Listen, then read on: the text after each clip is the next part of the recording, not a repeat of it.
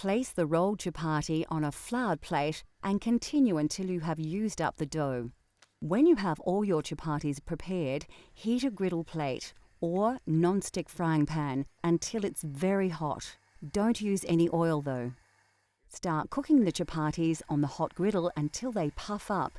Then turn and cook the other side, pressing lightly around the edges with a folded tea towel. As each one is cooked, wrap in a clean tea towel until all are ready. This prevents them from drying out. To serve, lightly spread with ghee, which is clarified butter. Chapatis are generally served as an accompaniment to curries and vegetables.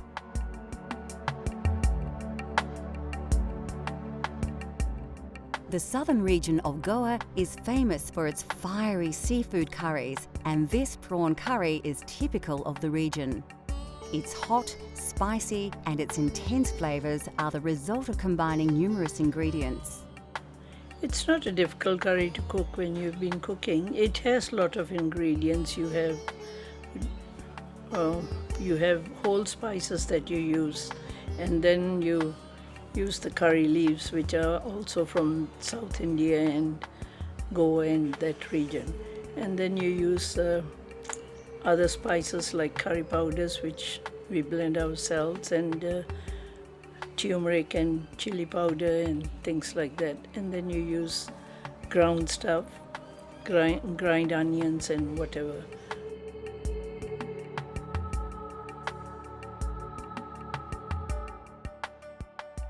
Like most curries, the secret is to start with a good curry paste. Combining these ingredients in an electric blender is a quick and simple way to make a great base for your curry. For those of you looking for a truly authentic Goan taste, liberally add more chili and vinegar to your curry paste.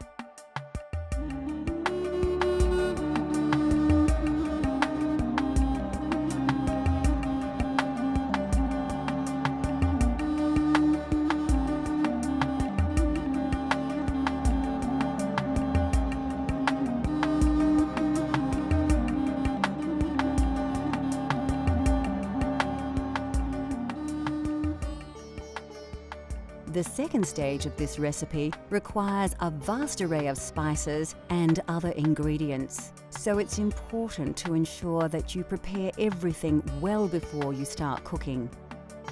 We're using green prawns with their shells intact, but you could use any type of prawn.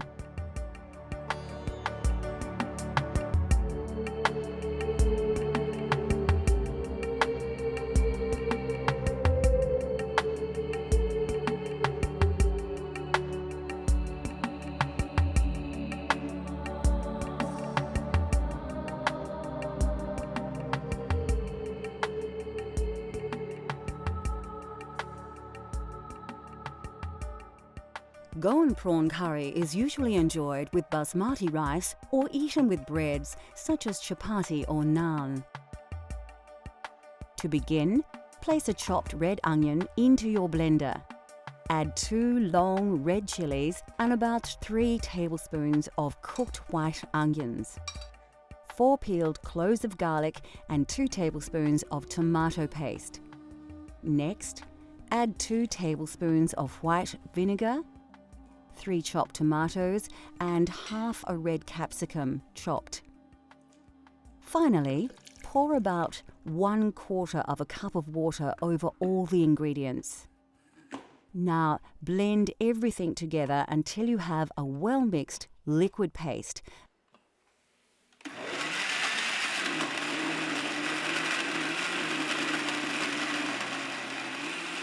And put this to one side until later. To prepare the curry, heat some oil in a pan. Add your star anise, cardamom, cloves, cinnamon stick, fenugreek and mustard seeds to the hot oil. Place a sprig of curry leaves and 2 diced onions into the pan, then stir well. Take some ginger and garlic paste and stir around 2 teaspoons into your curry base. Pour in around half a cup of water and mix well. Scoop a spicy mix of turmeric, curry, chili, and coriander powders onto your onion base. As they cook, these spices will release their aromas and their flavors will intensify. Season with a teaspoon of salt, then reduce the heat and mix the ingredients well to form a thick paste. Now is the time to add your blended curry paste to the saucepan. Mix it in well to allow all the flavors to combine. Cover and allow to simmer until the juices have cooked through. When ready, add a tablespoon of yogurt to the sauce, as well as 1 tablespoon of tamarind paste. Then pour in half a can of coconut milk. These will help to bind all the ingredients together into a rich, creamy sauce. Take the juice of half a lemon and add it to the sauce. You can now add your prawns to the curry and then bring the sauce to the boil once to cook them. Remove the saucepan from the heat. Sprinkle 3 tablespoons of fresh chopped coriander and stir. Finally, cover and allow the curry to stand for 5 to 10 minutes before serving with basmati rice.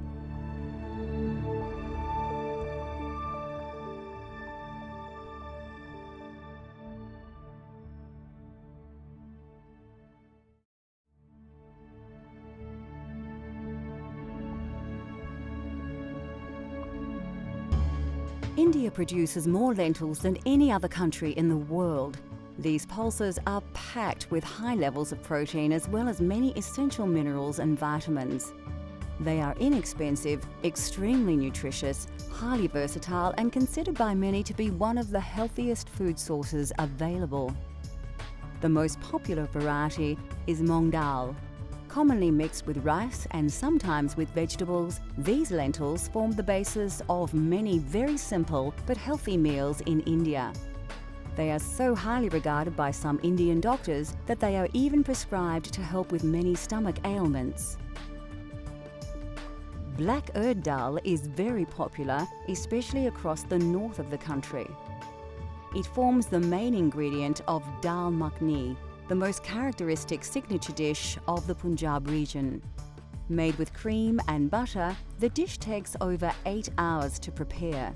Very tasty and nutritious, dal makhani is usually accompanied by rice or served with freshly cooked chapatis. The white variety are simply black urd dal with their intensely flavoured shells removed. These are often soaked and ground to make delicious donuts, which are very popular throughout India.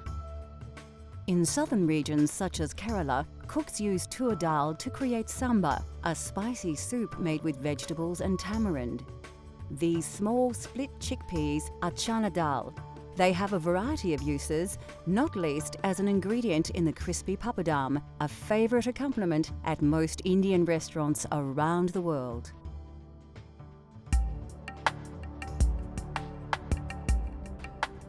Lentils and beans are indispensable to Indian culture, revered for their pure and gentle digestive qualities. No other dish is more central to Indian cuisine than dal, a flavoursome traditional classic. Dal is actually a staple all over India, not only in the north. All over India, everybody eats dal. And it is actually the poor man's staple food, really. But we always have dal with whatever you cook, you have in it.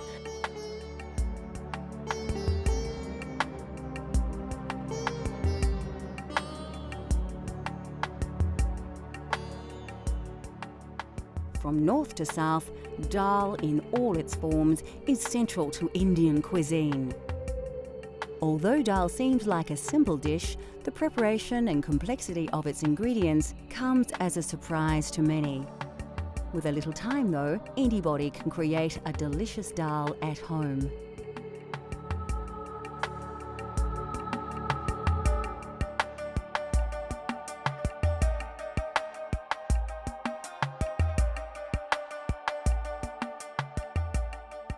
What gives this Punjabi masoor dal its amazing flavour is the traditional spice paste, bursting with a classic combination of spices that produce aromas that will transport your taste buds straight to India.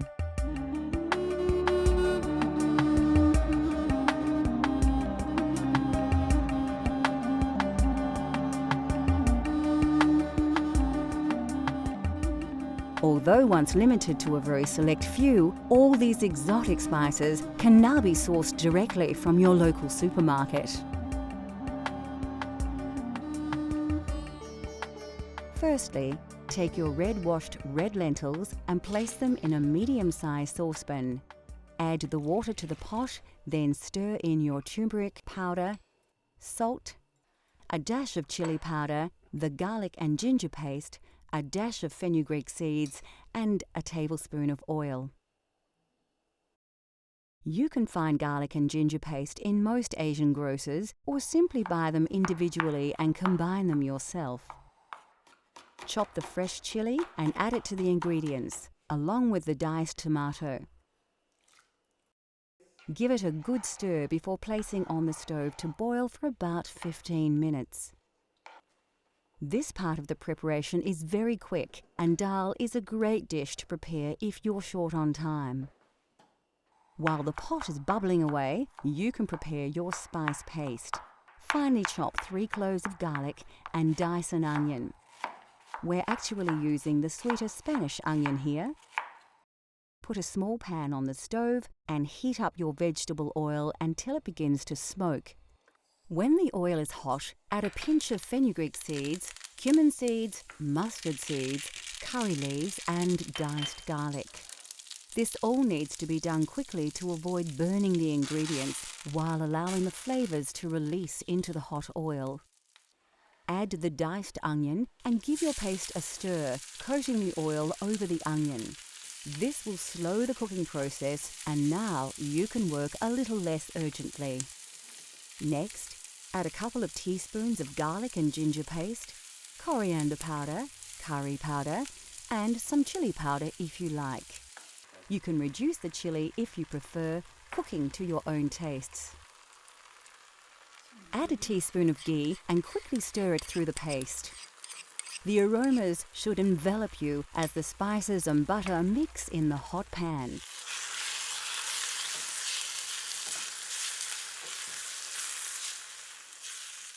By now, your dal should be cooking nicely, and a large portion of the water will have been absorbed by the lentils. Stir the spice paste into the dal on the stove top and mix in well. Keep it on the heat while stirring to help the flavors combine. Lastly, finely chop some fresh coriander, stalks and all, and add it to the dal. Keep a little aside to use as a garnish when serving. Now you too can prepare a traditional Punjabi masoor dal, a delicious, authentic vegetarian Indian dish, rich in flavors and good for you as well.